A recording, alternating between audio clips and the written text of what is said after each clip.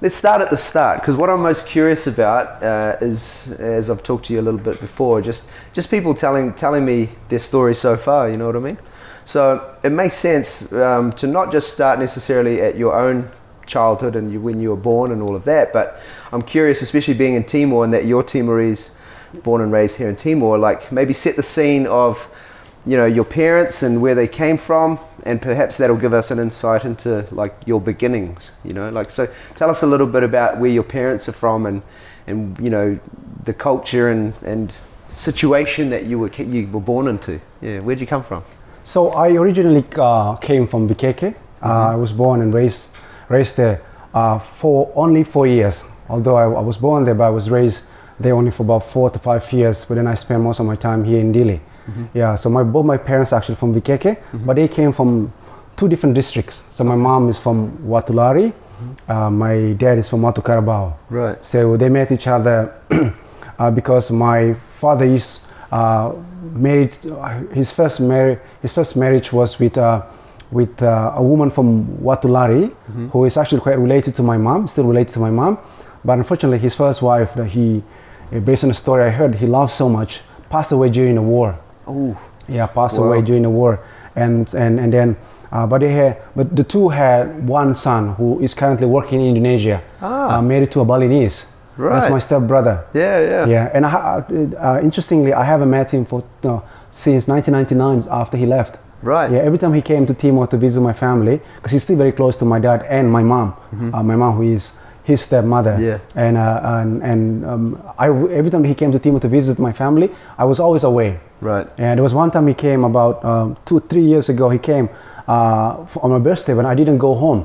So he came just on that day, for my birthday. But then he went back. He wasn't able to meet me. Right. So that's my first. That's my father's first marriage. And then after she passed away, 2-3 years later, my father met my mom because the woman, his first wife, actually still related to mom. And I suspect that's how he sort of lay eyes on my mom. Some type of connection through the community, or maybe extended family. Extended family. Okay. And eventually he approached my grandfather. So the marriage was very, very, unlike today when you met people, you lay eye on them and then you say like, oh, I love this woman, I love that man, I'm going to date her, take her out, something like that.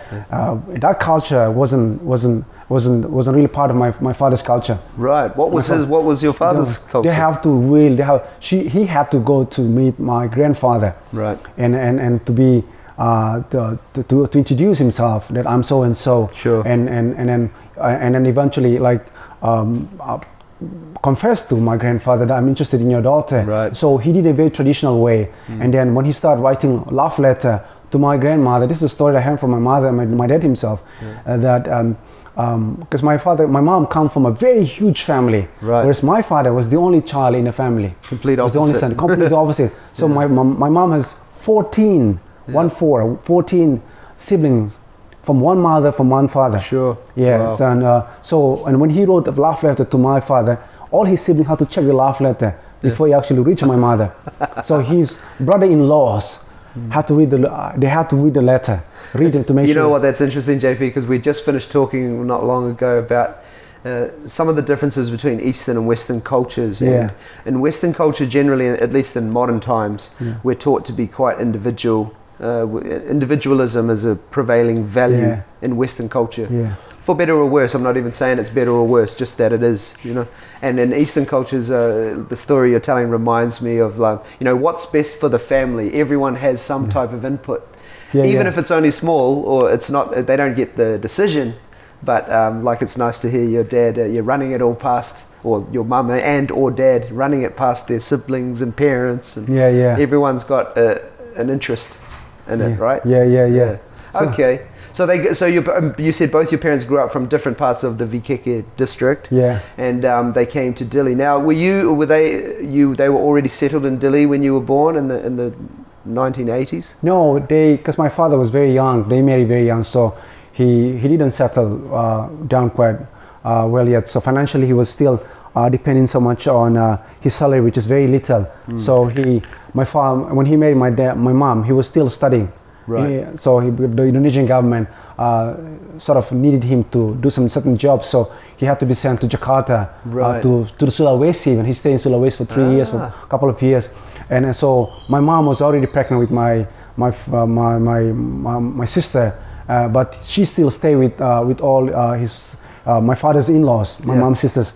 So it was a burden to some family, because they themselves have a bigger family, and here they have to take in my mom and her child, my elder sister, and so they didn't settle down yet. It was until he graduated from his study and he came back to Dili and moved to Bikeke that he decided to take his wife and I was already born by then, and so when he came back, he got two children with his wife. So he eventually went for some reason, and he moved down to Bikeke city. It wasn't not in Bikeke village, but Bikeke, somewhere in Bikeke town, and he got a permanent job. And I only worked there for a couple of years, and then then both of them got another two children, my two siblings.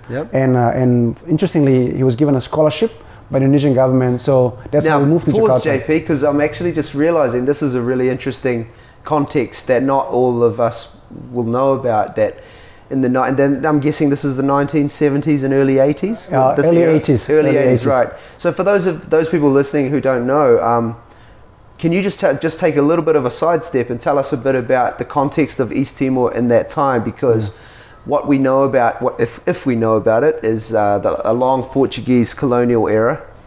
And then since 2002 and the current independent era. But of course, this is an era in between. So just before you continue your story, which we'll get back to, just tell us a little bit about Timor-Leste at that time. It was considered as a war zone. So it's if you have seen, by any chance, if you have seen books written about Timor during the time of Indonesia, it was considered as a war zone, as a hidden war country. So war like happening in every corner of Timor, massacre happening in any part of Timor, East Timor, not the West Timor, in East Timor. So my father, we were a bit safe because my father was already working for Indonesian governments, doing like as a government official, not as a spy or anything like that. It was just a regular government official. Like civil servant. Civil servants, that's right, that's the word. And so we live in a city. So for interestingly, like everywhere he traveled, he never get ambushed or attacked along the way. So it was quite a miracle. So just like any other civil servants, he just to make sure that he's safe from any side, not safe from the freedom fighters side, but also safe from Indonesian side as well. So he just try to make sure that he's neutral. But Timor wasn't really a safe country, so it's anywhere you go, there's always checkpoints from one district to another. It's a military occupation. It's a military occupation. Something it's really like tough. in Palestine or whatever, where we pretty see much like in that. Modern really, times. So even just to travel from Bikeke to Dili, back then I remember I was a primary school student, so I can remember it vividly.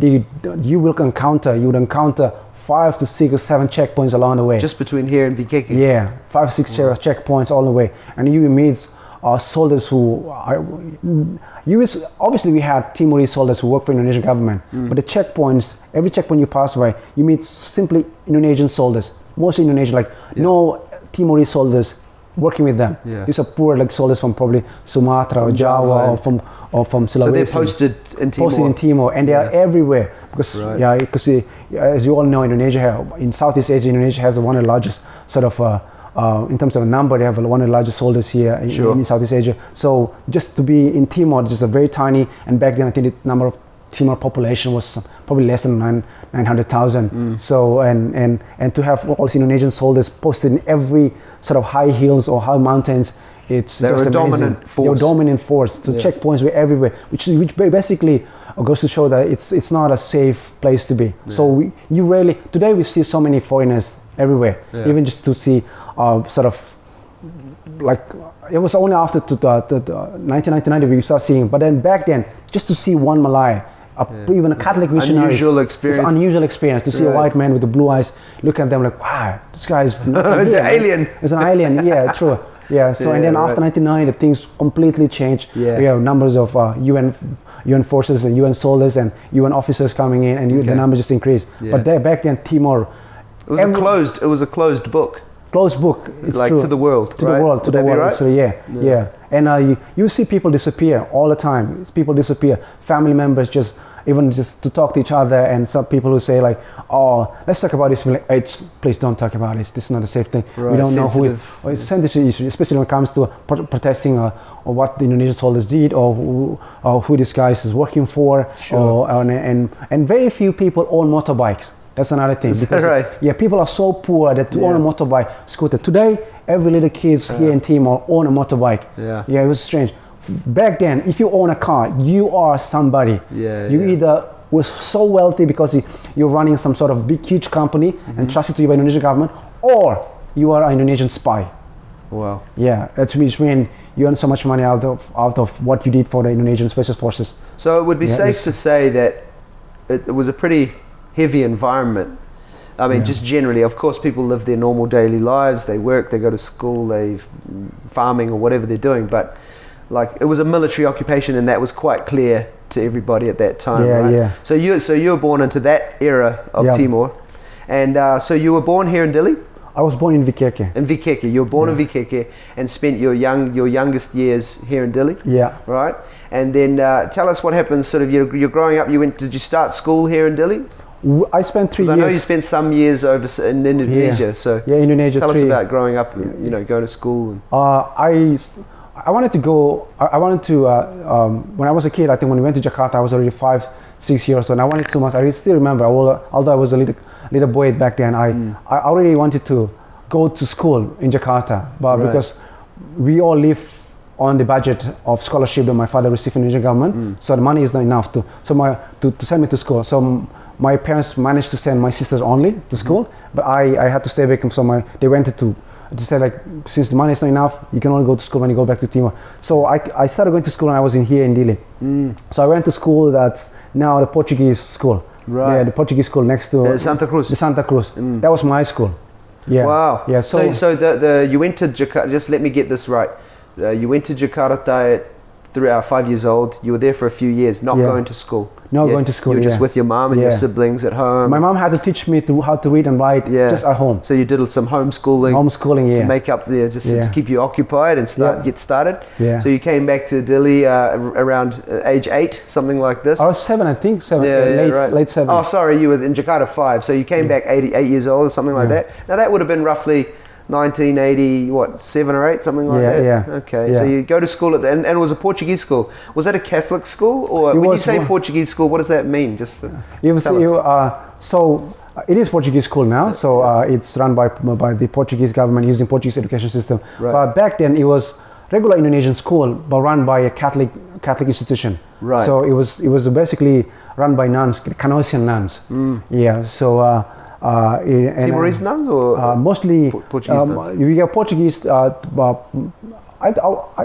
can't tell. I can't tell exactly because I think as far as I remember, a few Italian nuns. Right. Italian missionary who were there who spoke Tetum very perfectly. Yeah. Very, very well. And others are the Timorese nuns, and the rest are basically lay teachers, lay people. But I only studied it for 1 year.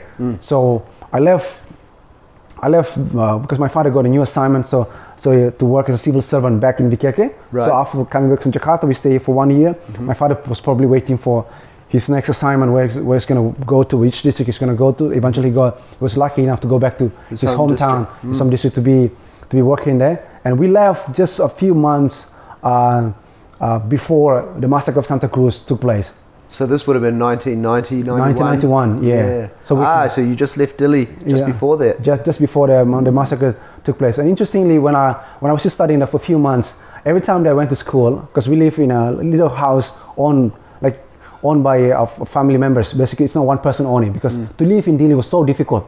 Nobody could live really easily. So all our family members, because I remember I told you that my mom has a really huge family, like 13 siblings, including my mom 14. So they put money together and to build a house in near Balidi Church, near the Quintal Bot. I know Balidi Church, So near that area. So they put money. So when we came back from Jakarta, we stayed temporarily, and that's where I went to school. So I lived in that house.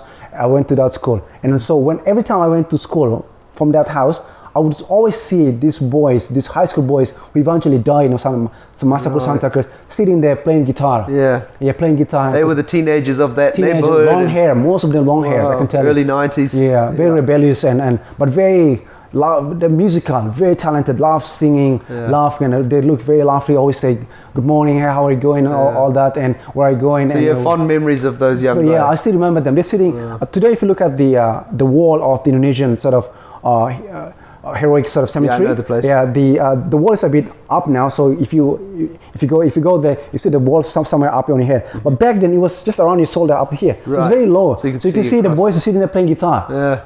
Yeah.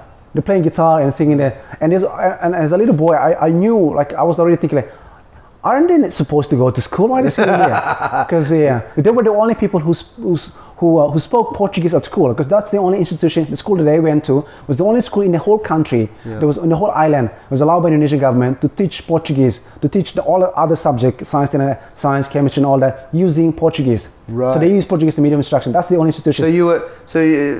I don't know if you remember this much being a young boy, but do you remember them speaking Portuguese? You remember them playing music? I don't, but I heard it from all my uncles who were teachers there. Right. And so they obviously, even today, anybody who come from that school who told us that, oh, that's my batch, I graduated in this year, which means that's the school they went to. They all speak Portuguese perfectly. Right. Yeah, just like anybody who come from Portugal, because that's because they grew up in that area where they learned everything, like music or religion. So Portuguese was the medium. The medium language. instruction. And the teachers are either Catholic missionaries or people who are really who lay people who can speak Portuguese very fluently and who grew up being educated by the Portuguese and then eventually become teachers there. Interesting. Now listen, we're talking about, while we're on the subject of languages, let me ask you, or confirm, you can tell me if I'm right or wrong. So your parents would have grown up speaking the local language of Vikeke, right? Which is what? What is it called? Naueti. Both of them actually come from that clans where both of them speak Naueti. Right. Yeah. And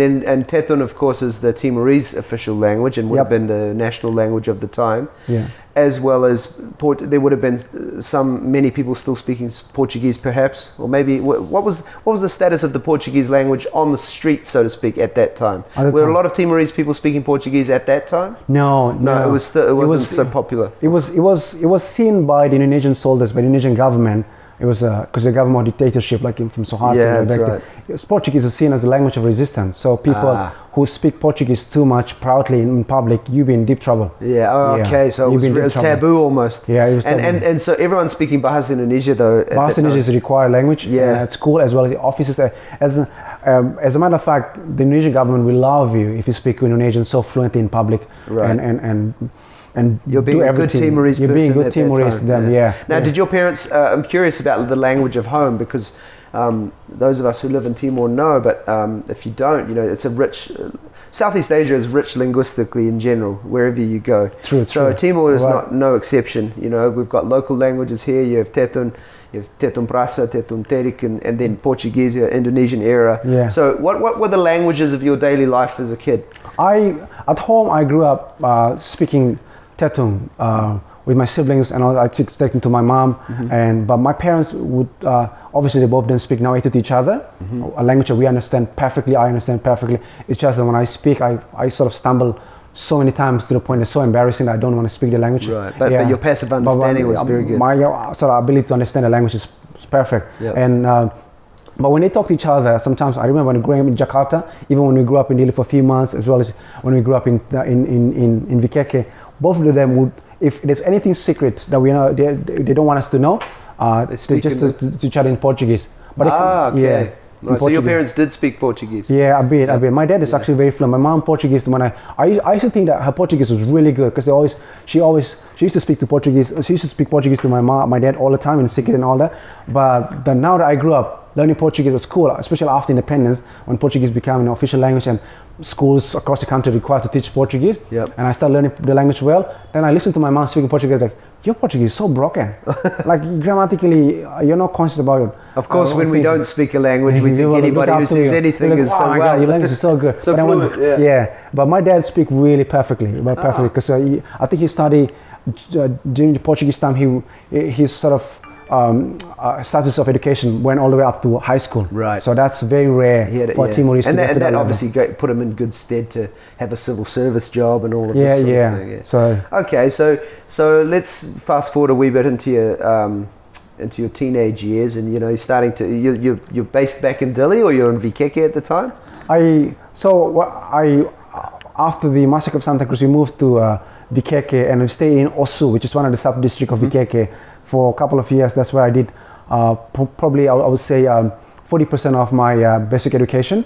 So and then from Osu we moved to Bikeke, main Bikeke area, which is the city, Bikeke city, and I lived there for about 4 years, 4 to 5 years until 1999, before referendum actually took place. And obviously we moved out because my father felt like the situation becoming very intense, and also not safe for his wife and his children.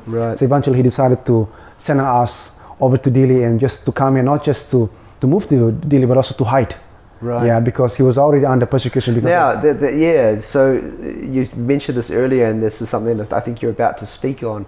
So your dad, as an Indonesian civil servant, right, in that era, and then you're about to use the word persecution. So only as much as you're willing to share. I don't. It's how personal it is, I'm not sure, but just whatever you're willing to share. Something obviously changed, and obviously for those listening as well. The 90s and the build up through the 90s, obviously the intensity and the tension is rising, right? Yeah.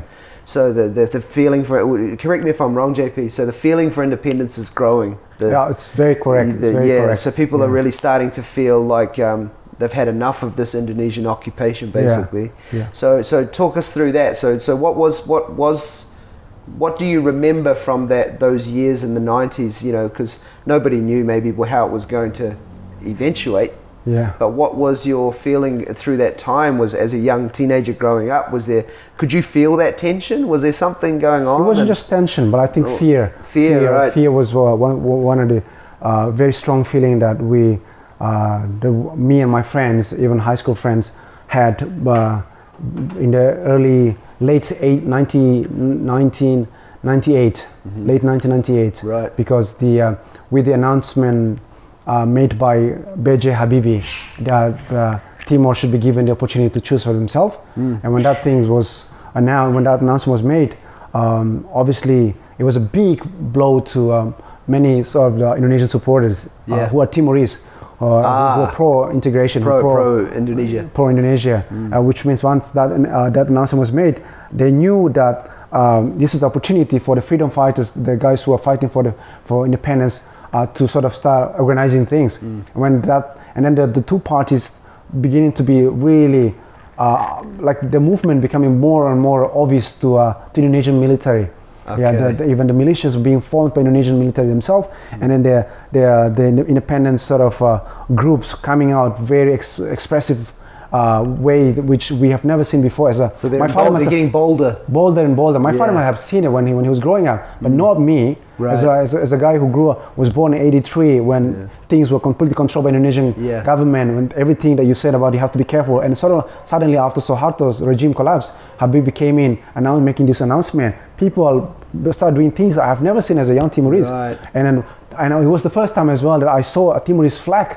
And that's eerie feeling, like, is this a good thing, guys? Come on. And you're in your mid-teens by now. Yeah, 16, 15 years old. And I came to deal with my father to attend a workshop here, and to see like group of Timorese was so bold to stand up, back then people often doing campaign, riding truck full of so many young Timorese. Many of them are so skinny and just raising their 10 years earlier, that would have been suicide. Yeah, you'd be killed, kidnapped. And here they start raising flag. So it was so much fear. And then suddenly, late 1980, early 1999, militias group are being formed across Timor.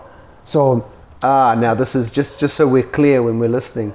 When you say militias, you're talking pro-Indonesian. Pro-Indonesian, sorry, I didn't clarify that. Just so we know. So militias group, pro-Indonesian, was being formed by the Indonesian sort of across East Timor, or are they predominantly in the border region? Like no, not in the border region. Bobonaro, Bobonaro had their own militia sort of group. They're named with some funny, weird names. They call it Besa Merah Putih something. I can't remember now. Right. Timor had its own sort of militias group, and they were named differently from the militia group in other districts. So the tension is building. The tension is building, and these guys are vicious. They are barbaric, and these guys they are willing. Sometimes they they were so barbaric that they did something that even the Indonesian soldiers themselves like, whoa, I think you crossed the line, buddy. Yeah. Like that's how brutal they were. Wow. Yeah, something like even the Indonesian soldiers themselves like, wow, how could you be so cruel like that to your own people? Yeah. It's not a big deal if we Indonesian did that to your people because we are different. We follow You follow this, but you people, this is your own friends, and for you to take order from us and did stuff like that, even Indonesians themselves will cook. If some Indonesians were sort of police who are actually living in VKK, who are close to Timorese, when they shared that sort of things that they witnessed how the militias did to their own fellow Timorese, they couldn't believe their eyes. Right? It's how brutal, shocking. Like obviously, many of the Indonesian police sort of they knew what was going to happen. So when Timorese sort of the militias brutally sort of indiscriminately slaughtering or killing all the Timorese, they knew what was going to happen. So they most of the time they were given order not to prevent this militia from slaughtering other Timorese because it's in the Indonesian government's interest to let them wreak havoc. To create that scenario is just to show the international community that let's look at them, they're killing each other. That's why we're here to save. So something like that, you know. It's so that's the era that I live in. It gets so intense. It gets even worse heading towards as the day of referendums approaching. And at some point they will start threatening anybody who made a move, who took the courage to go and vote. When you come out, we're going to slaughter you. Yeah, and so people... And that's whichever way you voted. They were actually just saying, stay away from the whole process. Yeah, stay away. Don't even go there. Yeah, there were incidents where people were stopped from going for the voting to the booths or whatever. It was. But interestingly, the Timorese, even the villagers, Timorese who live so far away from the city, took the time. Even some old ladies who were very sick said like, this is a life. This is history in the making. History in the making, and we no matter how sick I am, I'm gonna ask my family members to carry me to that voting box. I want to vote. Put the nails into that things and drop in a box. At the risk of this violence that's happening. That's why for me today, I know we talk a lot about so many heroes you have in the country, which led this country to independence. But for me, when I look at all these voters, I believe they are the heroes who took the courage and ignored, regardless of all the death threat and all that. They forced themselves to be there voting. And after the vote, they say, you can come and kill me now. I'm already... Because they're doing this for the future generation. Which is a heroic move, I think. It's amazing. Let me just take another little sidestep, if you don't mind, JP, because I think an important thing for everybody to also know about the timing is you mentioned the fall of the Suharto regime in 98. And of course, that was sparked by the Asian economic crisis. And of course, that's not directly connected to East Timor, but... The Indonesian government crumbled over economics. The rupiah plummeted. It became an economic disaster. Well, I'm surprised you know it very well. Well, I'm interested in these things, but I'm only talking about it so we can see that there was a domino effect in a way. Because the Indonesian economy collapsed, which brought about the collapse of the government, which it tends to do in any country where the economics falls down. And that, of course, a few minutes ago you mentioned, emboldened this feeling of independence, which had been bubbling away for a long time. But I can only, correct me please if I'm wrong, the collapse of the Suharto regime, which of course was famously a 30-something-year-old dictatorship in Indonesia, fell over. And that would have given hope, I imagine, to the independence movement. Would that be right? So the timing of 98, of course, is not coincidental. All of this didn't just happen in 98 by fluke. It's connected to this domino thing. So anyway, I just wanted to set that scene. So coming 98, 99, the referendum was in what year? 1999. 1999. And what was the result? The referendum, of course, asked what? What was the option of that referendum? What was the question asked? The option that were given by the I can't remember, was it by UN or made by the Indonesia? So it was basically, are you accepting autonomy given by Indonesian or reject? So if you accept the autonomy, that means all this special treatment will be given to you by the Indonesian government in case the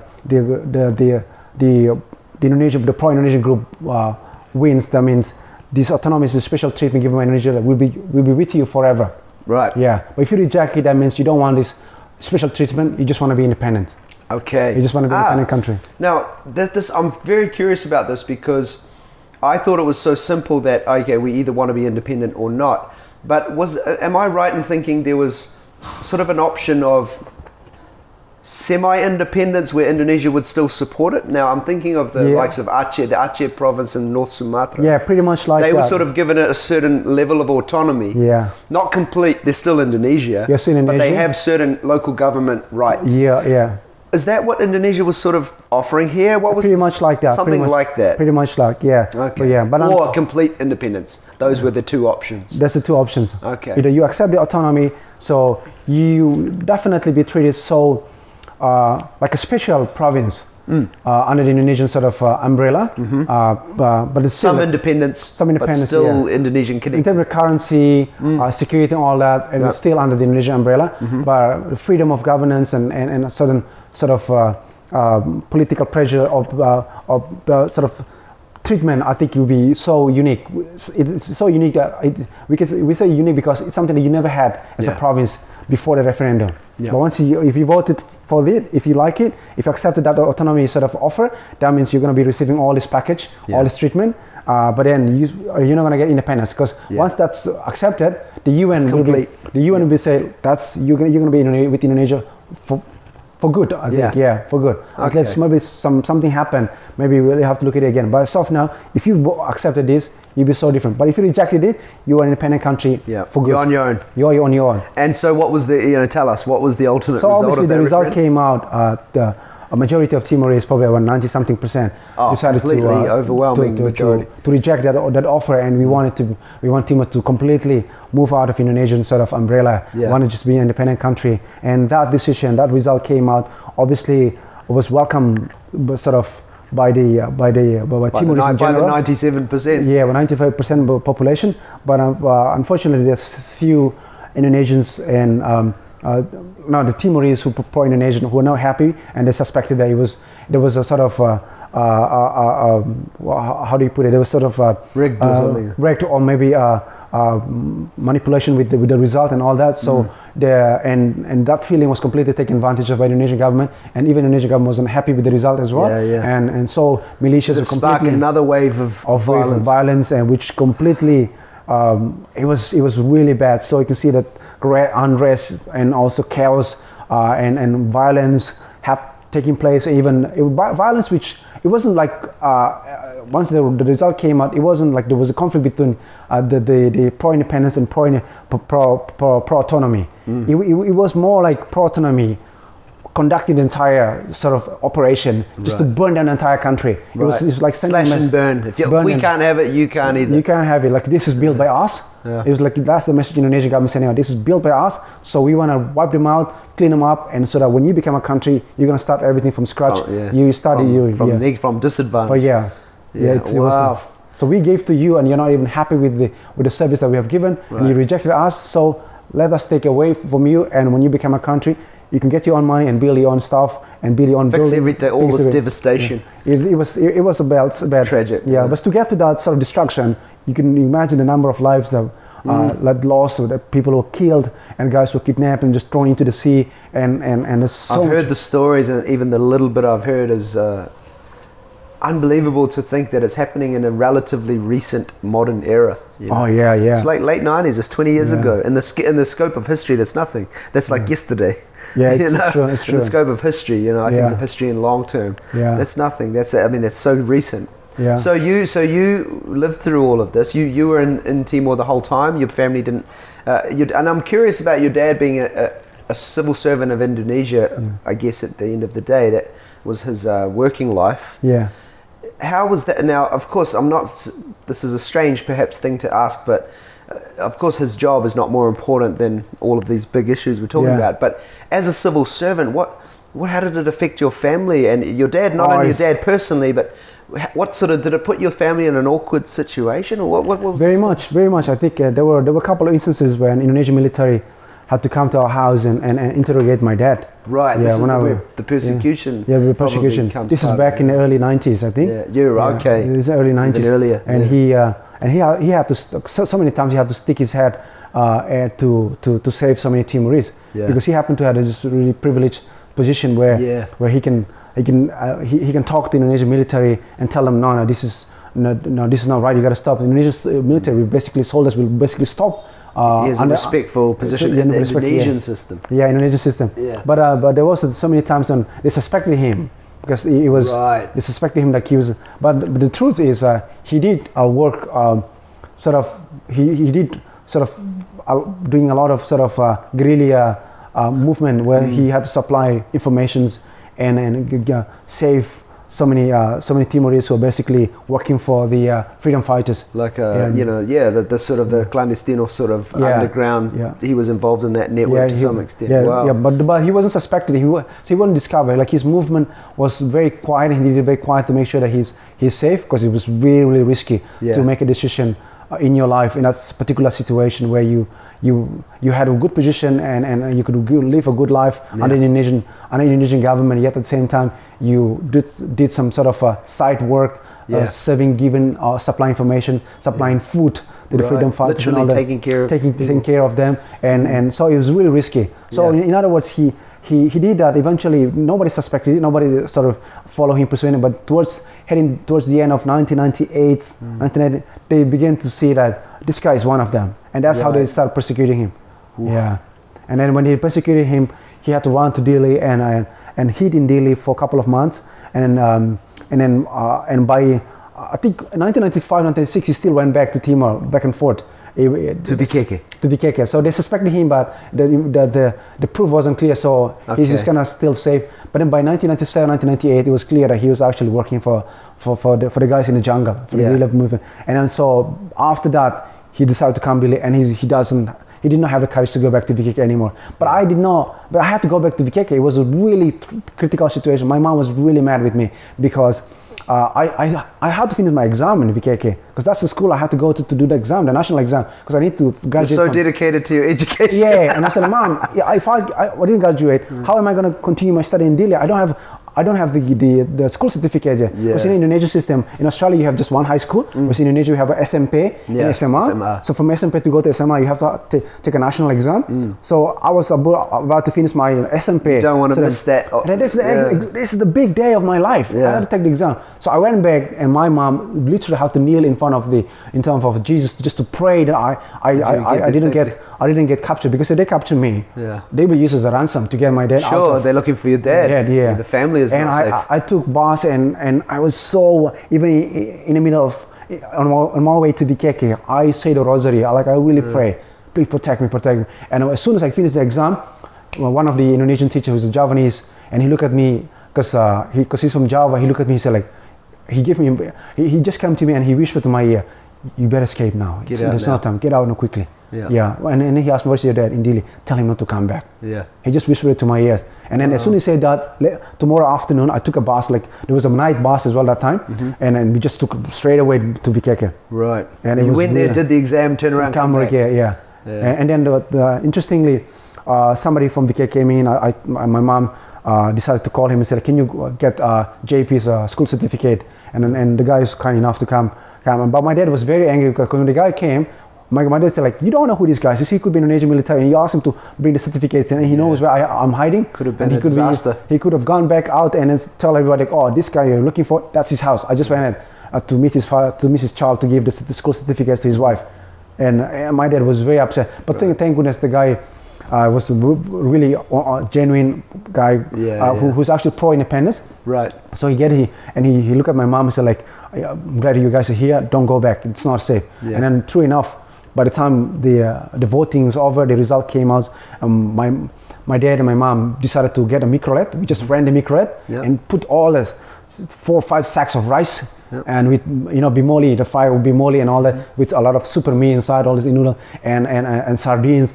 We knew that something wrong is going to happen, and then we left Delhi at night. That time I remember we left Delhi at night just to go hide in Hera or in Dare. Dare, up on the hills. Because Dare, that's the only safe way. Because they already knew where my father hid. Mm-hmm. So my father said So when we were up to Dare, as soon as we get to Dare, my father. So a few guys came from the jungle, came and picked my father. Wow. Because they say you can stay with this old man in Dare. So this old man, I think, unfortunately, I haven't heard about him. The last time I heard, he passed away. So he basically hosted us. Yeah. But interestingly, he came from a very he's a farmer. So for us, the situation deal was already very bad. Yep. So he hosted us, but also we bring food to the family as well. So the food that we bought for ourselves, so we share with them. So we eat together. Yep. So it was like a sort of helping each other out. Sure. So we help us. They gave us host and shelter, and you give them food. Supply of food. So all this bimoli that we bought, like a couple of containers and like little jars, and then also 3-4 sack of rice. They could last for like months, I think, hoping that after the election, if anything happened, hopefully if the UN forces came in, we still have enough stock to survive until the arrival of the UN. Wow. So it was really tough. But interestingly, as soon as the result came out, 2 days later, you can see smoke coming off Dili. Right. Blown by the wind. The result of the referendum. The result of the referendum. Yeah. The smoke coming from Dili, blown up to the Dare. So we were like one morning, I think it was about 8 or 9 o'clock, and I saw I thought it was a cloud. I said, cloud normally came down up in Dare, like early morning or late afternoon when there's a rain. The sun is up there, it's so hot. Where are the clouds coming from? And then the smell of it's not a cloud, it's fire. And we looked down to Dili. Dili was completely on fire. Everything. The only building that you could see still standing up was cathedral and the Palacio de Governo. That's the one. The rest, bishops' residence, all these little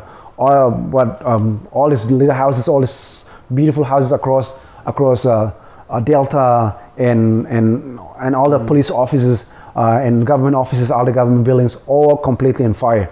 And wow. So it was pretty bad. But we were lucky to be the first one to escape because we knew very well that something wrong is going to happen. Yeah. And but it was very unfortunate for families who were completely innocent, families in Dili who were completely innocent, did not know anything. Which of course would have been most people, right? Normal, regular people. They escaped with fear and was completely unprepared. Yeah. Some of them managed to bring some stuff in a bag and ran with no food. Yeah. And we hosted 2 families. So they have to join us and they start also sharing the food that we brought only for ourselves. It's not going to last very long. It's not going to last very long. So, but my mom, being a very holy woman, a very kind woman in heart and minds and everything, she said that this is war. You cannot hold this back. You cannot keep this to ourselves. That's it. Yeah, if we die, then we die. But we have another family here. They are human beings like us. Yeah. They need food. If we are in that position, we will definitely want this family to give us food. Yeah. But so now we are in the privilege where we have all this food, and then for them to be here and for us to look at them and just being hungry like that, and we are eating in front of them. That God is not happy to see us doing that. God bless her. Yeah. What a good woman. So we start sharing it, and but he was a bit he wasn't very upset, but the family who hosted us was very upset because these newcomers took a sack of rice out of the house who hosted us without him knowing it, without my mother knowing it. Oh, okay. So my mom was just quiet because this is a family. The number of family that came to say was getting bigger and bigger, and the host of the house wasn't happy because one sack of rice completely disappeared. Right. So he said, what is this? Like, we hosted you, we feed you, and then. I guess to give the people who took the rice some benefit of the doubt. They need it. People do desperate things in desperate times. I agree with you. And I'm not saying it's good, but I can understand that people will do desperate things. It was true. Yeah, so that was happening. Sorry, it was fun. But miraculously, we managed to solve some. We started eating once a day. Yeah. Yeah. Before they came, we ate normally, and because the guy, the host of the family, had a bit of farm, so a little small. So they have bok choy, they plant all kind of stuff. So they have a cassava leaves and all that. So we take it out and we really cook it. So the vegetables are all there, and tomatoes all there, and the rice we provided them with oil and all that, with sauce and all of it. Yeah. And but when this new family came in after the result came out, when Dili was completely destroyed, and more family coming in, we started eating once a day. Right. Yeah. To make it last. So we can last. Yeah. And that's the first time that for me eating porridge. Just eating porridge is like eating the best food in the world. You appreciate it, right? You really appreciate it because then we really know what hunger is. Yeah. We started eating once we were so lucky. We were so lucky that the UN forces came on time. Imagine if the UN forces delay for another 1 or 2 months. We had no. I wouldn't. We would have been very difficult to survive. Sure. Yeah. So we moved. As intense as that time was, I imagine gradually things got more stable.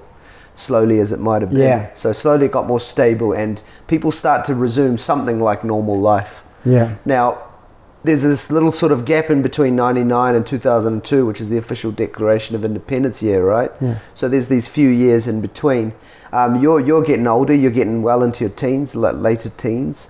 Did you go to resume studying at this time, and what was your actions? We've talked a lot about this sort of the family situation and the political/military situation. Yeah. But I'm curious to get back to your personal choices. What happened next for you? And did you go to university, or what happened after this? So after the war, we came down and we managed to find a house that was given to us by a really nice man. And we stayed in a house, and I started thinking about school. So I told my mom, because we live in Bekora, which is quite far from Balidi. Like the east end of Dili, before you go to head over the hill. Yes. Yeah, I know. So, and I was already thinking about school. Even before the war started, I just thought about school all the time. And then, oh my God, we like to go back to school. As soon as the war ended, the UN forces came in, led by the Australian armies and etc. And things were going back to normal. For me, school is only my only priority, because I believe it's only education that will change my life. You'd probably lost a couple of years through all of the turmoil too. No, were you delayed much in the No, war? not really. No? It's only 3-4 months. Okay. Yeah, so you can imagine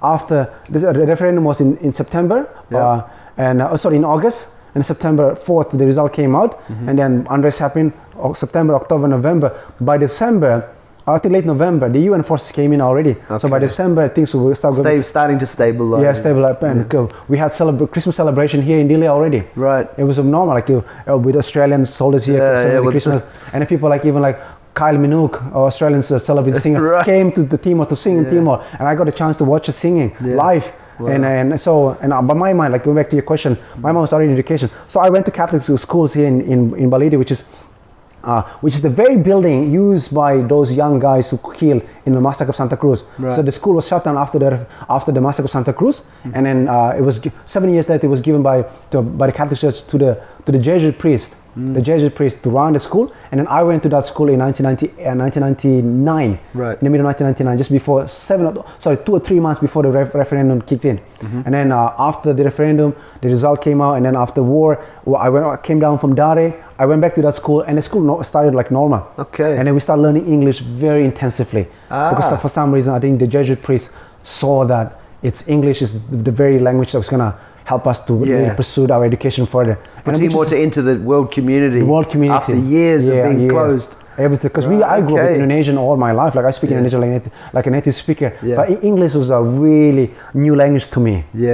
So I started learning English very intensively on my SMR level, they call the last 3 years of my high school life. So we really learned English so intensively, and it was a very good chance because Timor, being a really tiny island, just came out from Indonesian occupation.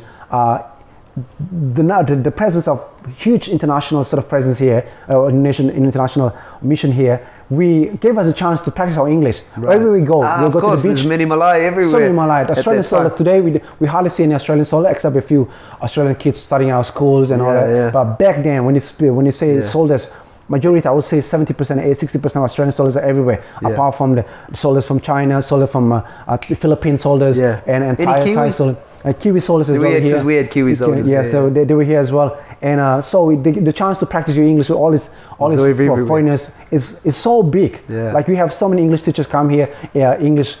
People who speak English who work for charity program, or Caritas this, Caritas that, Caritas program, or we're working for this NGO, World Vision, or Oxfam. And this was the time period too where, because I would have been around 20. I was in my let me get this right. I was already in my this is 2000 mid-20s around. I was 25 in 2000, so I was well old enough to be aware of the media, and so this is when I first probably heard about East Timor in New Zealand news.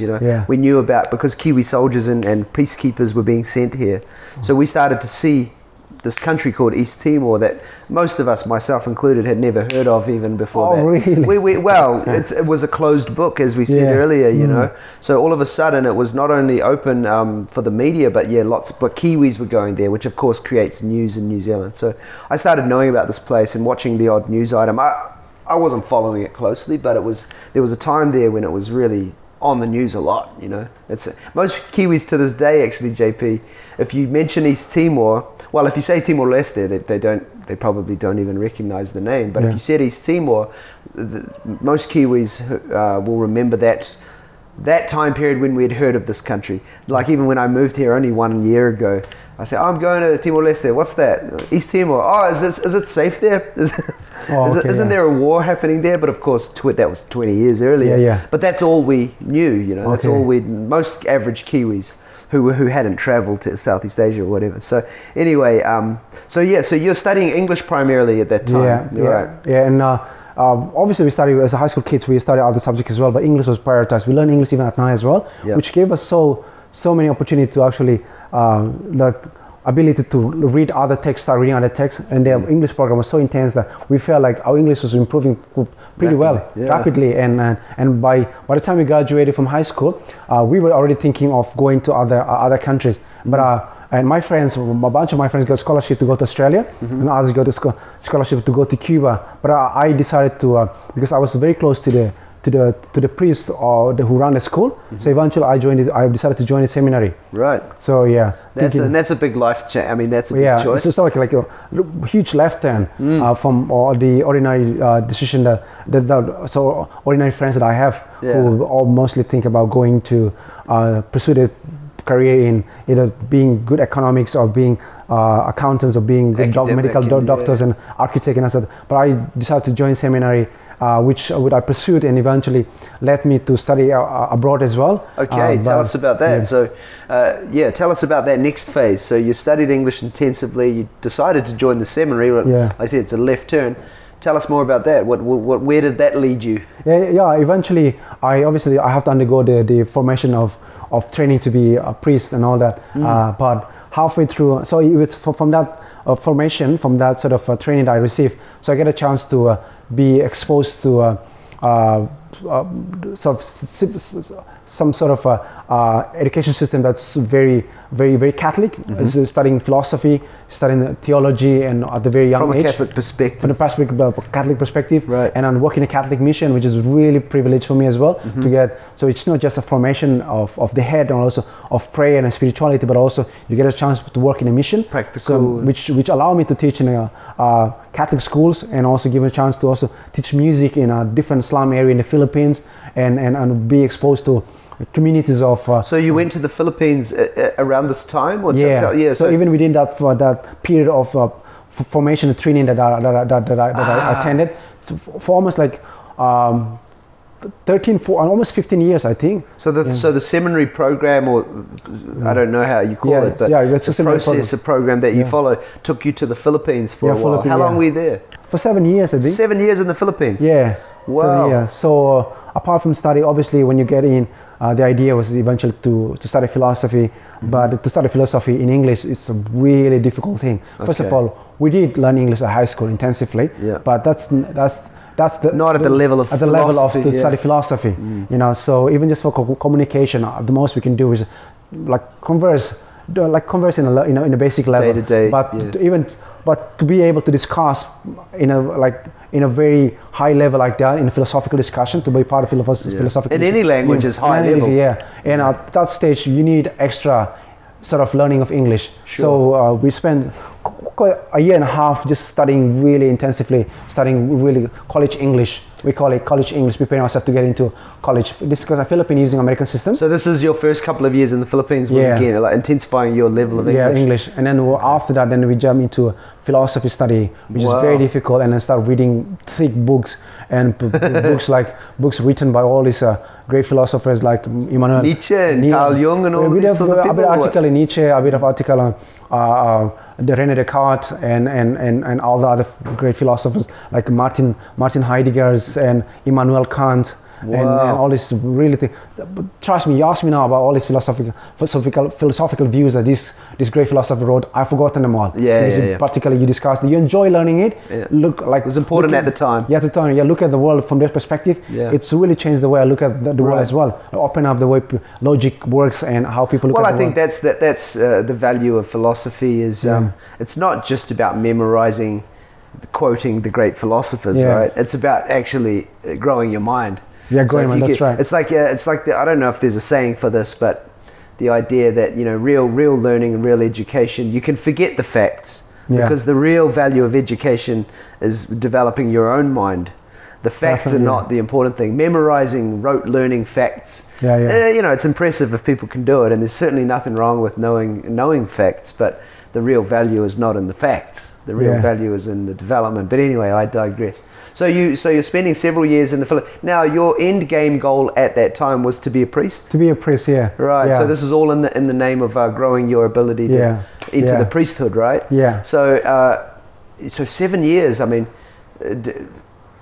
so you philosophy and everything. You're in the Philippines, living in a monastery, or no? It was like a 7-year house. It wasn't like a monastery. So it was a formation house for young seminarians who study and wanted to be a priest from around the world. From all over the world. Right. Yeah, we got. So that would have been an interesting experience. We got students from Africa, from US, from Australia, from Myanmar, from Thailand, and from basically some Southeast Asian country, quite a lot. Mostly we got a few kids, few young guys from African continents, which is very interesting because to live with them, we get to know the culture, you get to know them as a human being, as a person. Even just for them to be part of the community life is just an amazing experience that you can never ever buy anywhere else. No, you can never ever have. Absolutely, totally agree. So it was interesting. And then so that would have been. And were you like near Manila or in Manila? Or in Manila Center. Right. Manila Center. And listen, it's a big question, so I don't expect that you can answer it so easily. But what can you say about your experience, quite separately from the seminary and meeting people from around the world? But what's the Philippines like? What was your experience of the Philippines, the Filipino people, and the language? And did you get much exposure in your lifestyle there to Filipino life? Yeah, very much, very much. I think. What's your impression, and can you comment on that? Oh, they're beautiful people. Filipinos are, I think, compared to other sort of people of other countries that I've visited, Filipinos are very special. Right. Very special people. They have a really similar sense of humor like Timorese. Yeah. And they're very easygoing guys. Very hardworking. So some Filipino who work very hard. Oh, they're famous for that, aren't they? All around the world. They're all over the world. Like when it comes to obviously Filipino known for their certain things that are very Filipino, but sometimes you find it very hard. For instance, they have they call it Filipino time. Okay. And sometimes it's just like Timorese as well. And so they have Maori too from New Zealand. Yeah. They're very much like us, so I don't find it like a strange culture compared to when I live in Australia. Like it's a really different world. Like even in terms of race, is so different. Sure. The culture, the world, the values, everything. The values and everything is so different from us. So Filipinos were easy to get along with. Very easy to get along with. They're very, very nice people. I think I would say, yeah. I really enjoy my time there. So from Philippines, 7-year stint. That's no short time. I mean, that's a pretty good. Yeah, it's and then you came back to Timor. Came back to Timor, and I taught there for 1 year in the Philippines. Okay. So I get a chance to teach in one of the Catholic schools, and which is a really great experience. But also, it's a really horrible experience for me teaching first time. Like it was my first time learning how to teach. Right. And I didn't. It was I think it was the first time. So it was pretty much like when you do something in life for the first time. Thrown in the deep end. Thrown in the deep end, and just expect either you swim or see you sink. Yeah. And then. I think it was eye-opening, but then I started to learn what it means to have a lesson plan, what it means to have a good pedagogy of teaching, what it means to deal with students, what it means to work with parents, and all these things that you never had a formation. You just jump in and start teaching without realizing that. So you weren't taught to teach. You had lots of content from your own study, but you weren't taught actually how to be a teacher. You just throw it in there, go for it. Yeah, my background was philosophy, and also I learned a bit of religions and all that. But to be there and teaching, even if I teach religion, it doesn't mean that having the knowledge alone is enough. Of course. You have to know the way of teaching it, and how to teach it, and the content. Your content you have to be really mastered very well. And dealing with kids who have a different psychological sort of upbringing. Sure. That's a different world. That was a challenge. Very challenging. So you come back to Timor after 7 years in the Philippines. Yeah. What did you do when you got back? When I came back, I think I decided to come and teach in up in Ermera, and this is a very poor Catholic school. Right. So I get a chance to teach there for 2 years. It was one of the best. I learned from the struggle I had in the first school that I had to work, and then when I came here, I started to because when I first taught in that school, the first school I taught in the Philippines, I came in with the ego. I thought I could do it. Right. But then when the experience really blew my mind, thought that like there's so much you have to learn in life, especially when it comes to world of teaching or education. Wow. So when I came to Timor, I started asking questions to even the Timorese who live up in the mountains. Yeah, just because I've lived in abroad for so many years, like I lived in Singapore before, I lived in the Philippines, and just because I have that experience doesn't mean I know everything. These guys living up in the village, but they have been exposed to teaching for so many years. So I knew that, and I started telling myself, I have to ask them questions because they can offer me something that I never had. You knew there was something valuable there. Valuable when it comes to teaching. So I started approaching them, and they taught me how to sort of to guide students and to teach and what to do when you have this difficulty, what to do when you have this group of students who have different abilities. Learn the craft. Learn the craft. It was teaching, because it is a craft. That's how I see it. Like it's a profession and a job and whatever name you want to call it. But what you're describing sounds like a craft. It's a skill. Like there's different elements to any craft, and and we spend years and years. I don't think we ever stop learning how to do that craft. There's always constantly something to change, develop, improve, add, subtract sometimes too. Totally agree with you. So you're up in Ermera in the mountains. You're living and working there. I live and work there with some Catholic missionaries up there. Right. There's some Filipinos there, I hear. Some Filipinos there. Actually 3 or 4 Filipinos there. So that would have been nice. I mean, coming from 7 years in Philippines, and then you're with you know the Filipino people. I know them. Very well, I know them very well. But these are very well educated Filipinos.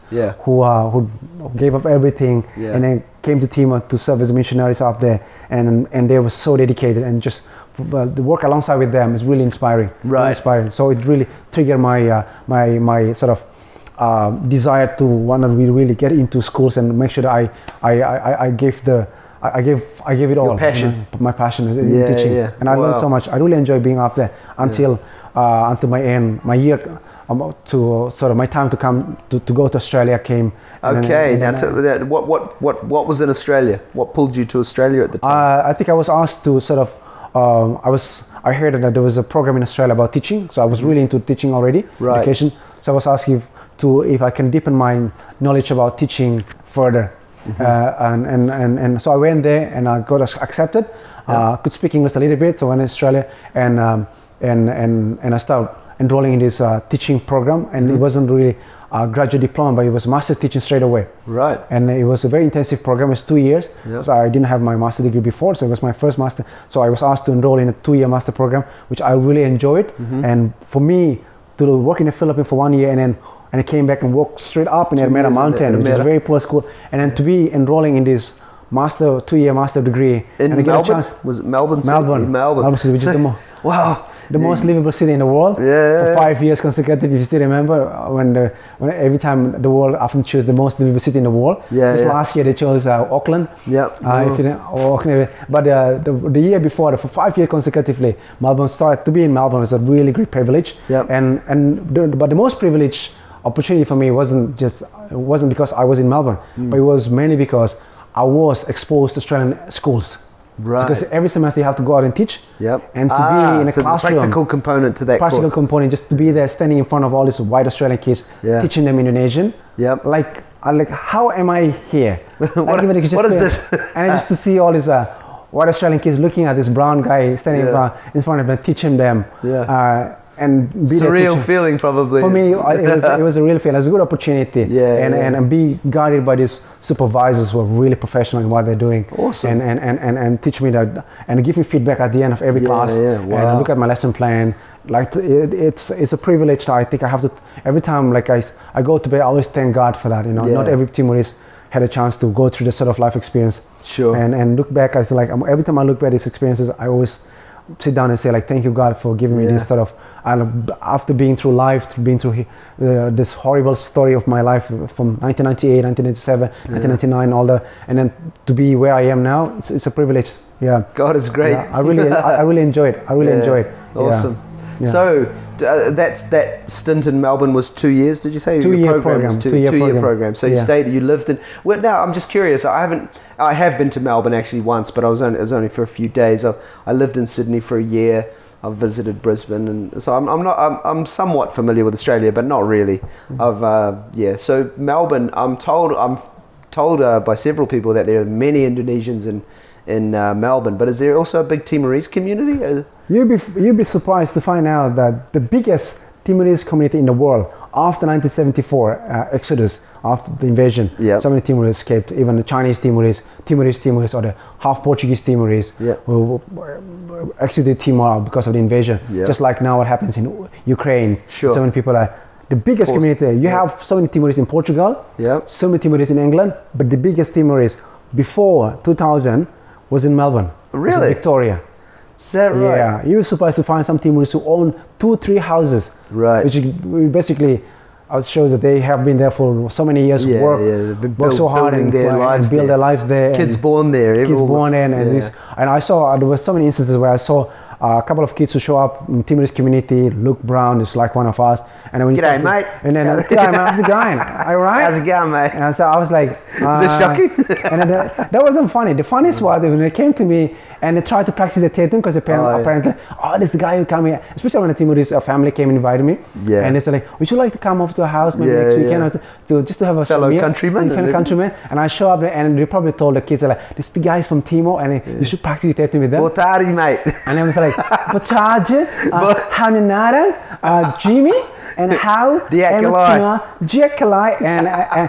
after that I was like, and they started to go on with the tattoo, and halfway through I told them, let's just speak in English. And they were like, but to be fair, I feel sorry for them because we're laughing at their expense, but the truth is, I mean, this is another sidestep, but you know, they're Timorese, born and raised in a foreign culture with English-speaking, culture. So they gave it a try. Come on, let's not completely laugh at them.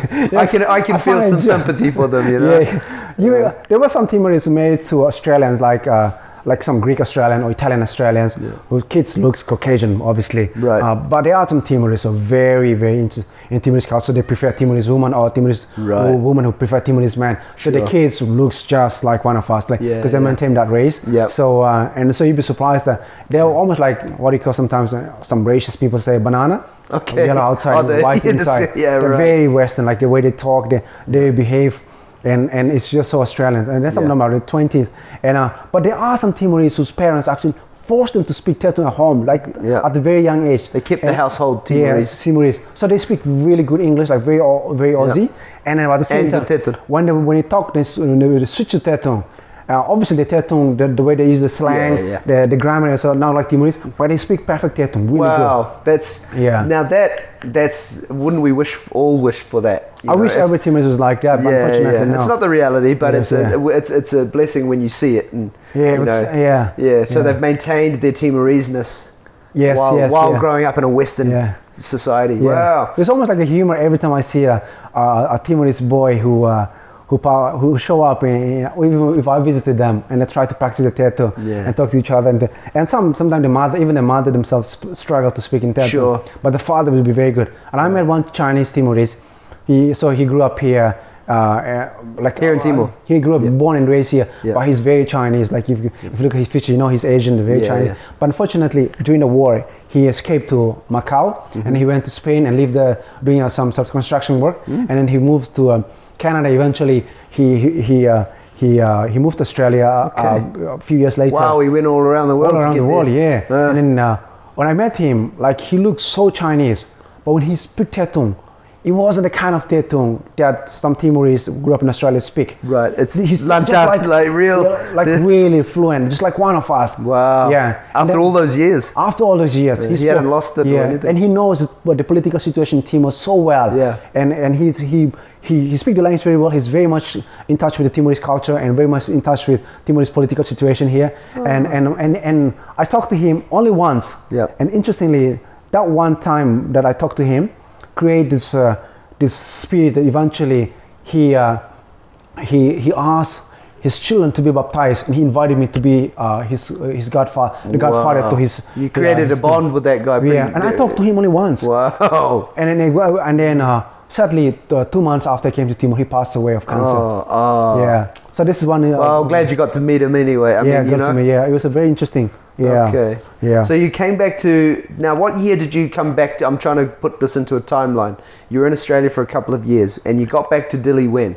What year 2000, late 2016. Okay. 2016. So that was the 6 year years. after, I think, I left seminary as well. Right. I left seminary and I thought it was a journey that I was so passionate about when I was a kid. But then, it's not an easy journey. Yeah. Yeah. And of course, there's a lot of discernments going on. Sure. There's a lot of decision making. And eventually, with just a lot of spiritual guidance, eventually I decided this is probably not for me. It's not your path. It's not my path. And I prefer to live a lay life and eventually maybe find a wife and live a family life. Sure. So I came back from Australia to Dili, and then eventually found a job here. Even the way I found a job here was very funny. Right. Like the way I found a job here, I went to a school. The last school I went for my teaching prac, because I went to 3 schools. One is, the first school I went for teaching prac was Epping Secondary College in south of Melbourne, and then we got and then there was and the second school was in Geelong. This is so far away, so I had to travel from Melbourne to Geelong. It's really far away. And then the last one was in a school called Loyola Watsonia College. Okay. So this is a Catholic school. And then the last school I went to, there was a teacher, Indonesian teacher, who had a niece teaching here. Really? Yeah. So it wasn't for him. It wasn't for her. I think I wouldn't have got a that job created here. a connection back to Dili International The funny thing is, I was about to leave, and she guided me for 6 weeks teaching Indonesian. She was my sort of supervisor. So as I was leaving, she said, like, "You're finishing your degree, right?" So what are you going to do? I want to stay, find a job here in Australia. I said, "No, I'm going home. I've been away from country for too many for long enough." Yeah. So also, if you go to Timor, can you go and visit my niece? This is her number. Yeah. So I came, and then I forgot about her niece. Sometimes as a human being, he's like, "Oh yeah, I'll go and find your friend." And then we went there, and so many people busy, distracted. and then she texted me, "Have you found my niece?" Yeah. Don't Do forget. it. Don't forget. So I was like, "Oh God, oh crap, yeah." So can you text your niece to give me her number so I can text her? Yeah. So she texted to her niece. Her niece texted her back, and this is my number. And from Australia, she texted me back, and this is my niece's number. Happened. So I look for her niece, and then when I meet the niece, they need to say, "This is my husband." Yeah. So the husband was a very direct person, very, very talkative as well. Say, "So I heard you just graduated from Australia. So if you you're a master teaching degree now?" I say, "Yeah." "So what are you doing?" "I'm looking for a job. I couldn't find." "Why don't you come and teach DIS? I'm gonna talk to the principal." So the husband got me into DIS. Yeah. That's how I got it. Amazing. Yeah. Yeah, so you're just saying, so you looked up this niece found you, her auntie in Melbourne forced it to happen. Hey, what about my niece? So you make a connection with the niece who happens to be a teacher at DIS at the time. Yes. Wow. So elaborate from that. What happened? Because the way I got to know her aunts, this lady who worked at DIS, is because her aunt used to be working for a Catholic mission. Okay. So when she met me down from Timor, she said that she was one of the few foreigners, because she was my supervisor when I was doing the third school I went to for my teaching prac. She said she used to come to Timor during Indonesian time. Wow. So she came in as a white person who was rejected the first time when she applied for the visa. Yeah. And she was allowed to come here under the protection of Bishop Bello. Okay. Or Bishop Bello was one of the Nobel Prize laureates. Right. The two of them, Ramos Horta and Bishop Bello, who received the Nobel Prize in 1996. Right. So Bishop Bello allowed her to come in. So she traveled around Timor, and she told me the story how she was being pursued by or stalked by the Indonesian soldiers when she was here. So when she found out I was a Timorese and I'm coming to her school to teach there and to teach Indonesian, and she was my supervisor, she was so all excited. Yeah, right. And then when I was finishing my studies, she said, like, "You got to come and look for my niece." When I came here, the niece actually worked at DIS for 3 months. 3 months. Oh, so not long. She hadn't actually been there long. Yeah, not long. So when I came in, so they were so happy to meet me, and we took photos together. We sat down, we talked, we had a cup of tea, and the husband, who was a very friendly man, like a fantastic human being, just like any other Australian teachers or Kiwi teachers working at DIS. Thanks for adding the Kiwi. you just thought you'd throw that in there. Thank you. Appreciate it. Carry on. So he asked me like, oh, so you just graduated from Australian Catholic University. And with what was the degree you did? I was like, oh, I did a master in teaching. Oh, so you did. So what was you specializing in? What are you specializing? I said in Indonesia and EAL.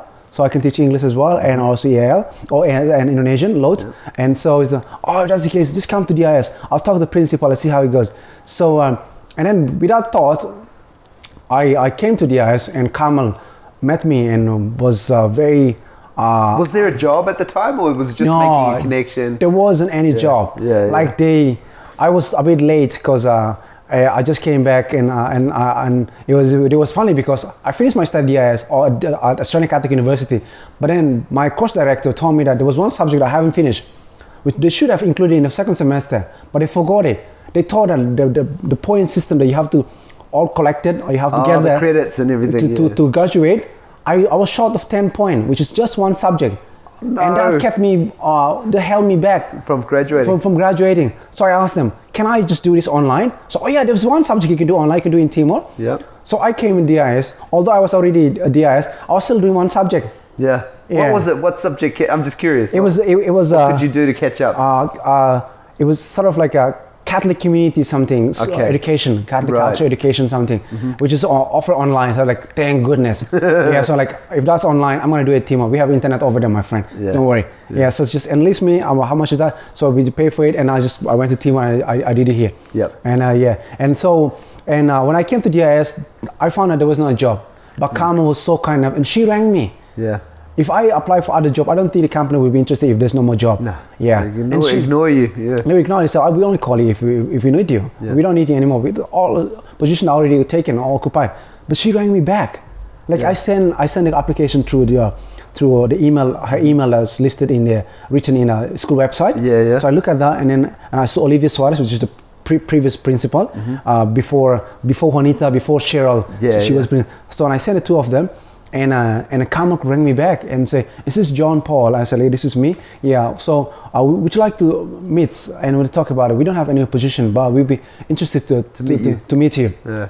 And for me, that was a big blow. I was like, wow, this is a miracle. Yeah. So I thank God for that. So I took my bike and I came over, and I didn't even know that this school exists. You looked for the Malay face. So I feel like there's a few Malay kids playing in front of them. It's like 3 o'clock, because she told me to come at 3 o'clock, because I'm kind of busy before that.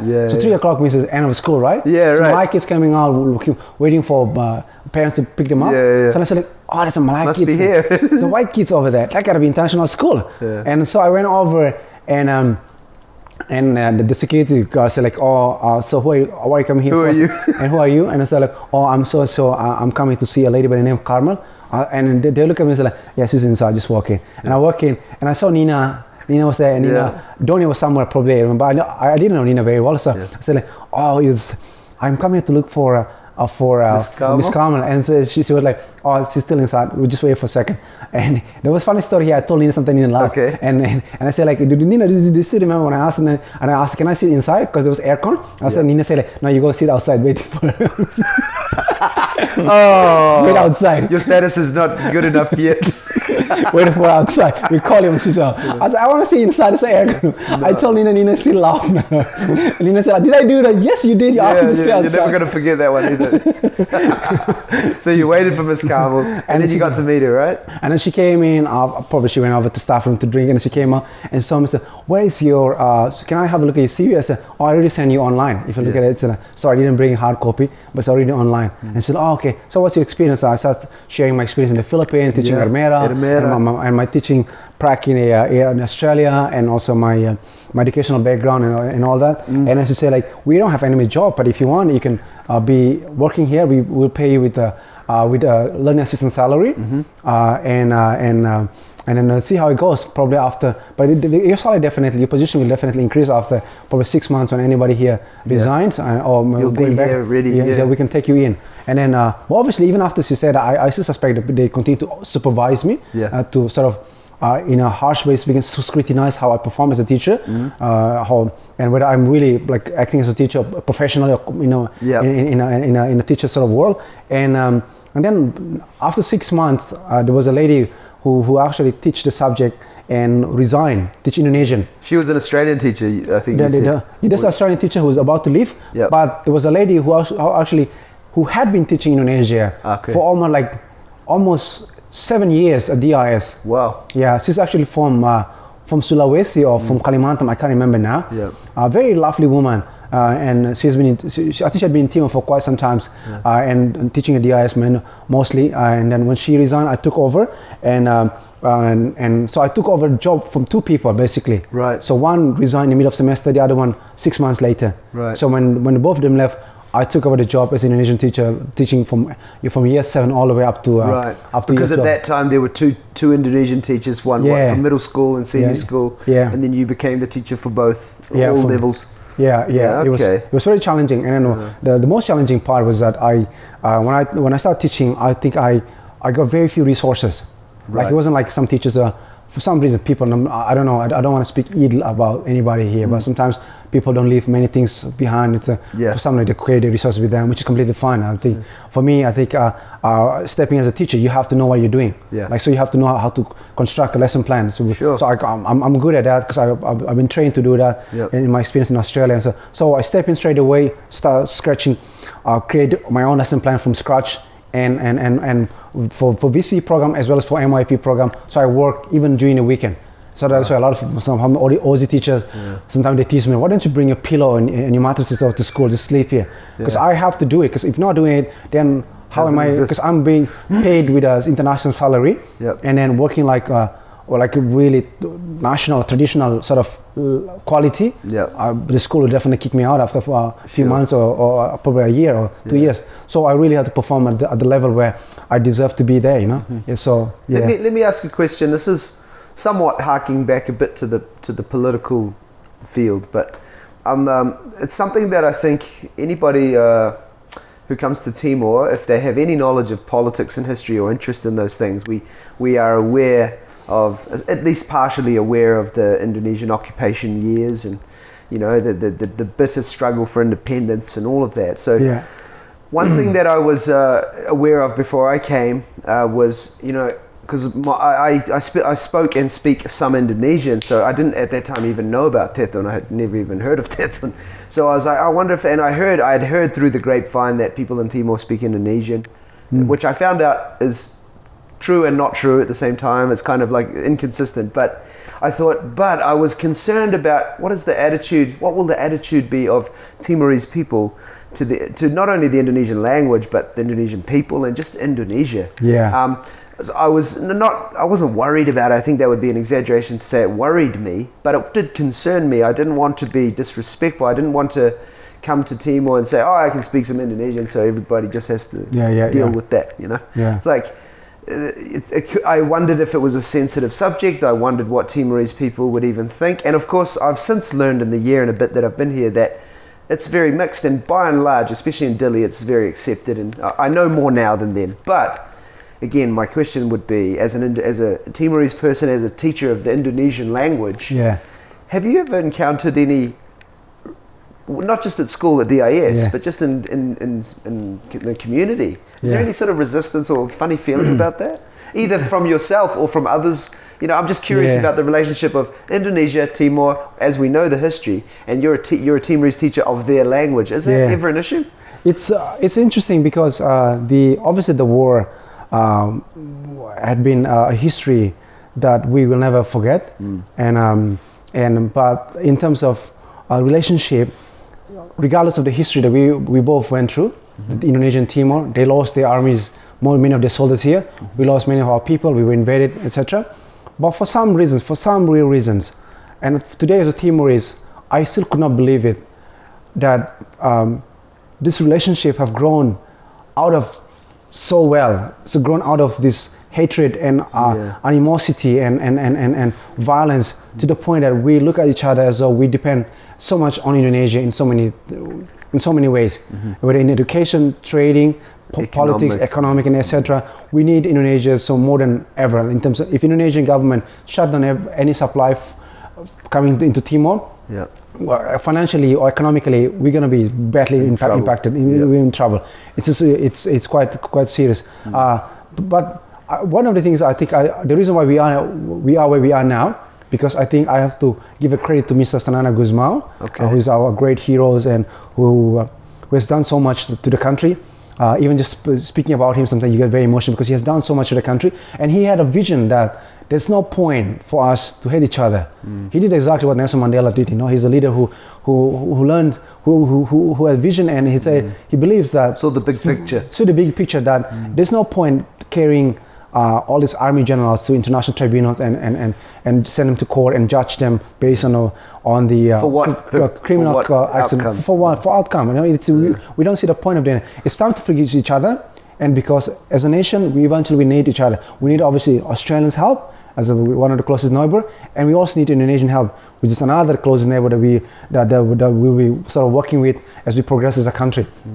So as a result, Indonesia today, the language itself, even the people is, let's look at the language.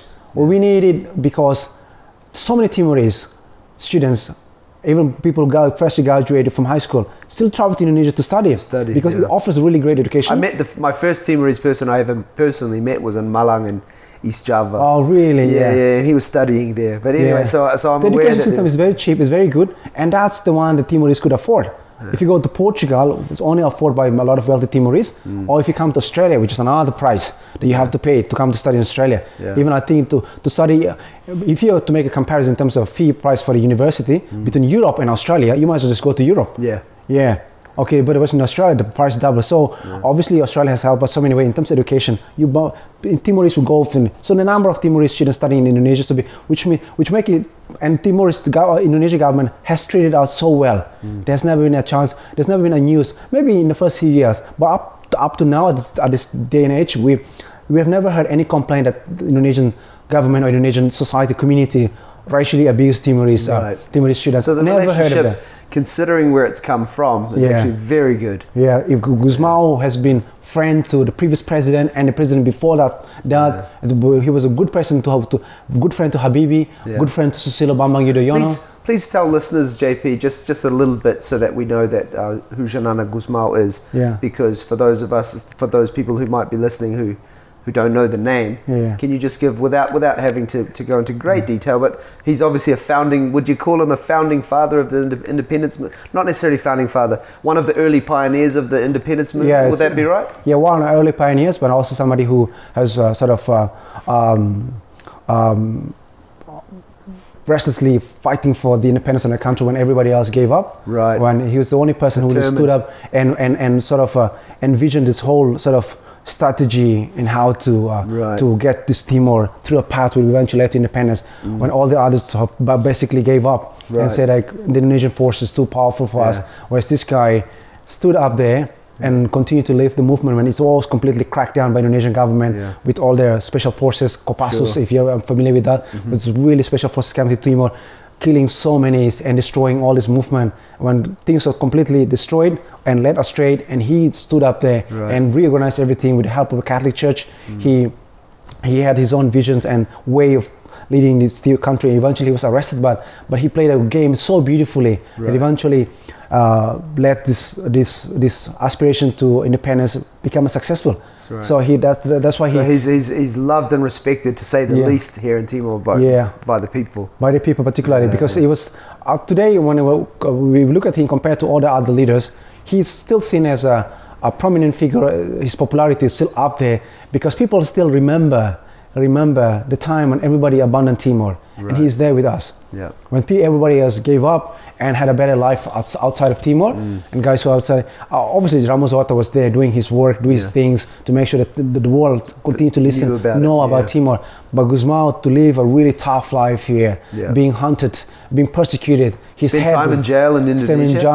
And for that, and that became something that Timorese people, all folks, Timorese, we call it Maubere, the poor Timorese, or the ordinary Timorese. He's the man of the people, the real people. Yeah, the real Timorese people will never ever forget.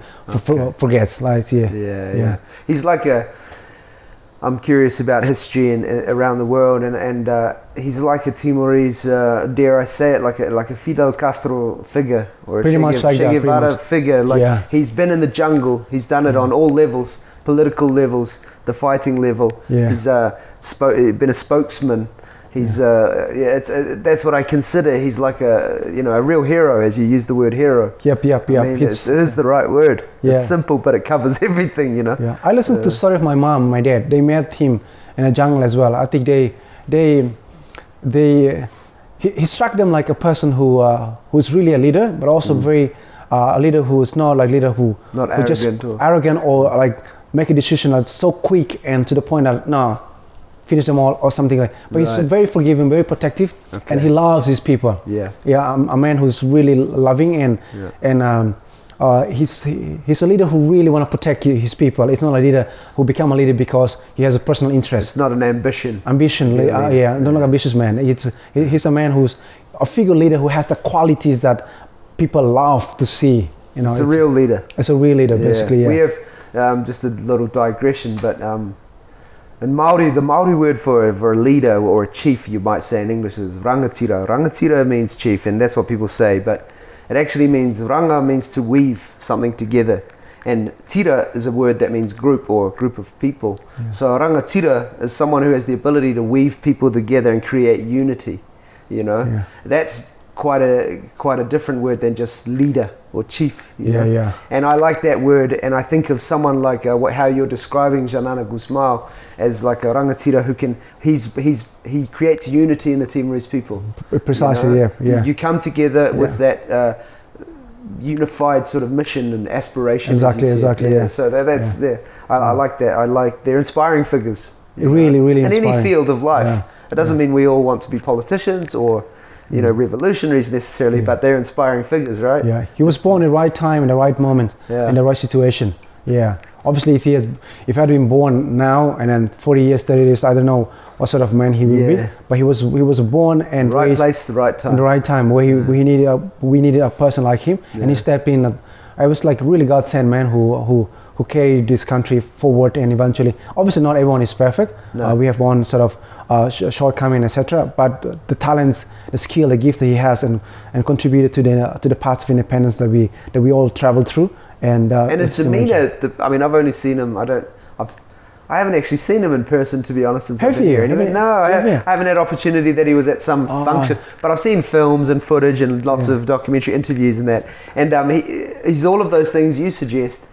And he's also quite humorous and easily. It seems like a likable guy. Very much. He doesn't have the air of a powerful man. But of course he is. But you wouldn't think so. I like that. Yeah. He doesn't carry himself like an ambitious leader. He's there. I enjoy that. Yeah. It's funny. Like he's even quite a humorous kind of a guy. DRS has actually tried to invite him over for talk during one of the National Day celebration, Independence Day celebration, or the Restoration of Independence Day celebration. But I think due to his schedule, I think he declined the invitation. But Ramos Horta came twice or once, I think. I think he spoke at the last year's senior. Yes. I wasn't there, but I heard about it. Late last year. Yeah, I did see him. He was there. You're right. Well, Gusmao is probably one figure that we have tried to invite a couple of times, but he just never had a chance. His two sons actually studied DIS. Oh, really? Yeah, his two sons. They're obviously not high school kids, probably a graduate, who knows, in Melbourne. But when they were still kids, I heard from Miss Carmen that they actually studied at DIS. Right. The two boys, Wow. Yeah, it's interesting. So in this modern day now, JP, you're at DIS teaching Bahasa Indonesia. What plans do you? Where are you going? What ideas do you have? It's talking about doing some other training or something, perhaps. Yeah, it's a very good question, because obviously it would be weird, but we never know. It could become reality that I could end up teaching at DIS for the rest of my life until the school shut down itself.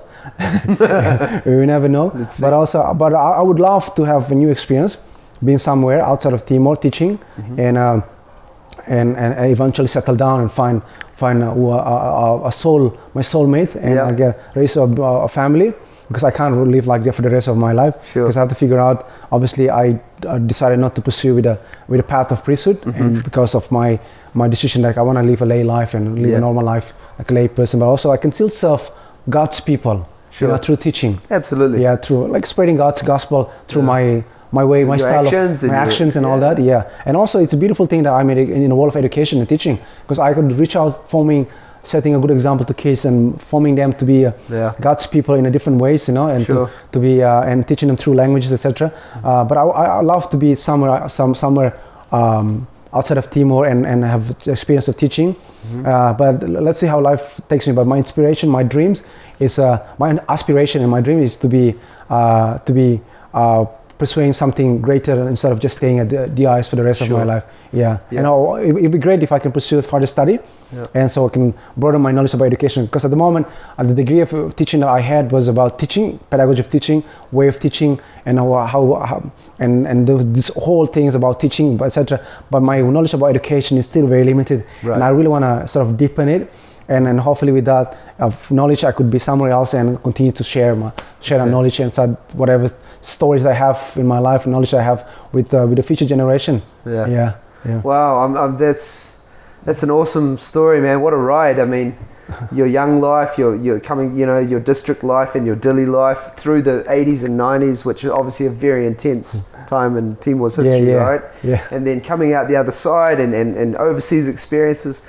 But before we wrap up, before we finish, I would like you to, now this, it might sound a bit cheesy, but, and I respond to it however you feel, but, you know, we've got a lot of young people in Timor, right? It's a very young population.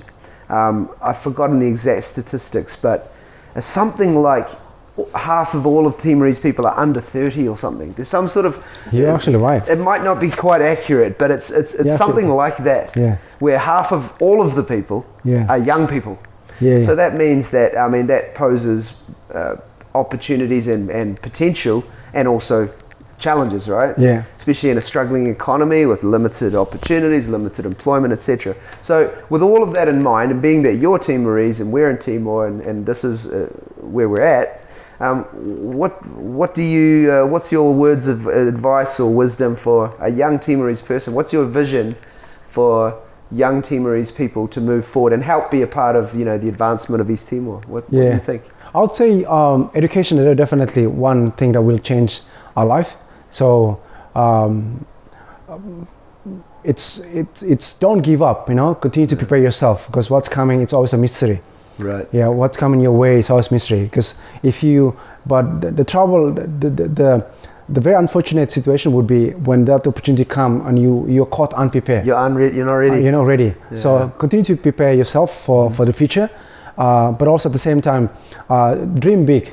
Right. Dream big. It's good to have a dream big, you know, to have a big dream, so that dream can actually push you to something that you probably never expect. Because you might take you a left turn, but not left in a negative way, but left turn where you do something completely different in life, but it's actually a good thing for humanity. Sure. Yeah. So continue to study hard and prepare yourself for that, either through English, through Portuguese, and equip yourself with skills that will be needed in the future. So don't give up, because we were in the same situation when Timor was completely destroyed, and I grew up in an era where the entire country was completely destroyed. You practically start from scratch. We know what's coming. We, through the help of our teachers, our principals, school principals, who are very visionary, who are mostly Jesuit priests, who saw things that we did not see. When everybody else say, no, study Portuguese, they say like, no, take English. And so obviously we study English as well, it's Portuguese as well. We have so many Portuguese teachers in our school, but we intensify our English program at school, and then we really prepare that. So we learn English, we learn how to read, and we increase our ability in reading comprehensions, in writing and all that. So we know that's and that allows access to the wider world, right? Especially with English as the international language. That's like the gateway to joining the international community. It is. Yeah, but at the same time, I think my message is, I think we pray that we will have young leaders who have that spirit, where the spirit that's really for the progress of Timor. It's not just leaders who simply have interest for themselves, for their family. Sure. Because it would be very unfortunate. It would be a sad scene and a sad phenomenon to witness if we have leaders who sit in the middle of this wealth that's not fairly distributed. And when you have this young generation who could actually be empowered and prepare well to run this country in the future, because whether you like it or not, sooner or later, just a matter of time, you'll be gone. and you have to prepare them well for that. And the kids running around on the street now playing football, they're the adults of tomorrow. Out of tomorrow. You know, like, if you don't prepare them well, then the people who are in their 30s, in their 20s, do not give up. You know, it's whether you end up working in factories, you end up working because the situation, economic situation doesn't allow you. So even working in a company is actually an opportunity for you to what you got to do could actually equip you, so at least it become part of your history. When you become a minister, you know exactly what working in a factory is. Gaining skills, experiences, compassion for others. Compassion for others, So don't give up. It's always like prepare yourself. There's a saying, well, it's not a saying, it's just an idea. We've come too far not to go further. So much has already happened, so much energy and blood literally has been spilt to create what you have. It's too much has already happened to not keep going. You can't stop and let it all fall down. That would be an absolute devastating tragedy on the past, right? That's what I can imagine about Timor and any country with a similar story. Is there's too much already been invested to not keep going. So I agree. That's why I'm saying that is keep preparing, and I don't know. Perhaps even the idea that when you prepare and you're positive and you're determined, it attracts positive energy. It attracts positive outcomes. It attracts support. It attracts help. It attracts So prepare for the future, because it can, be a part of that. If everyone's preparing, you're also creating. That's my impression from what you're saying. Totally agree with you. And JP, that's awesome, man. Thanks Obrigado, so much. Barak. Thanks for talking to us. Nada, Barak Mos. Thanks, yes.